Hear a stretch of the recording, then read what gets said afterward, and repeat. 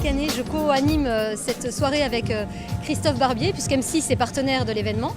Et c'est un réel plaisir parce que ça me permet de me replonger dans la vie étudiante l'espace de quelques heures. C'est une bouffée d'oxygène aussi, tous ces jeunes qui mettent toute leur énergie pour fabriquer ces suppléments de l'Express.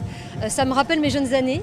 Et à chaque année, je me dis que c'est de plus en plus loin, il y a de plus en plus d'écart entre moi et ces étudiants, mais c'est toujours aussi plaisant. Ça me rajeunit chaque année de venir proclamer les résultats du concours Grandes Écoles et de voir ce que les nouvelles générations sont capables de produire comme idées journalistiques et puis aussi comme entreprise de presse. Arriver à faire tenir ensemble de la pub, des ventes, des idées éditoriales, un grand entretien. C'est tout un journal complet qu'ils ont réalisé et en quelques mois, ils ont tenu leur pari. Bravo à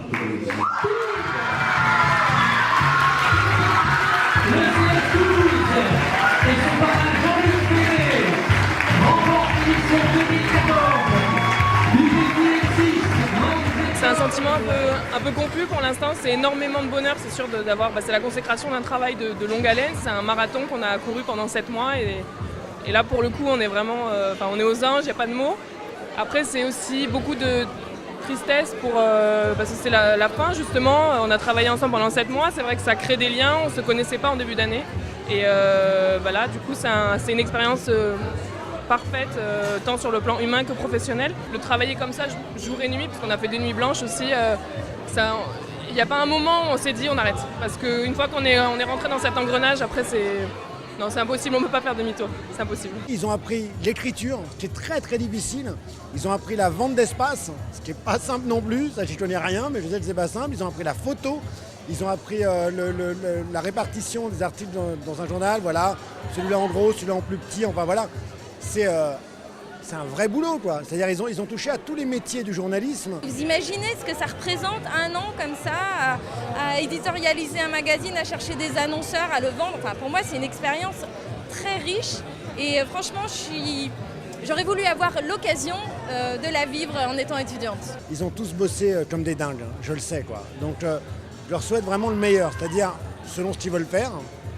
S'ils veulent faire du journalisme, d'accord, mais comme il y a beaucoup d'écoles de commerce, je sais pas, ça leur a appris peut-être aussi, c'est mieux qu'un stage en entreprise ce qu'ils ont fait. Ils ont fait un journal, ce qui est exceptionnel, quoi. À ceux qui veulent devenir journalistes, je leur souhaite de l'être et d'y faire une belle carrière. Ça a été le cas de certains anciens vainqueurs.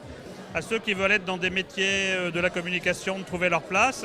Et puis à tout le monde d'avoir une belle vie, à tous, et de se souvenir de cette expérience-là de manière utile dans leur vie professionnelle. À ceux qui décideront d'en faire leur vie professionnelle, de se dire un jour, tout a commencé là. Je suis devenu journaliste, je suis devenu spécialiste de la pub dans les médias, je suis devenu programmateur dans une télévision, je suis devenu patron de presse, j'ai créé des journaux, je possède des journaux. Ça a commencé par un virus que j'ai attrapé en 2013-2014 dans le défi M6 l'Express Grandes Écoles.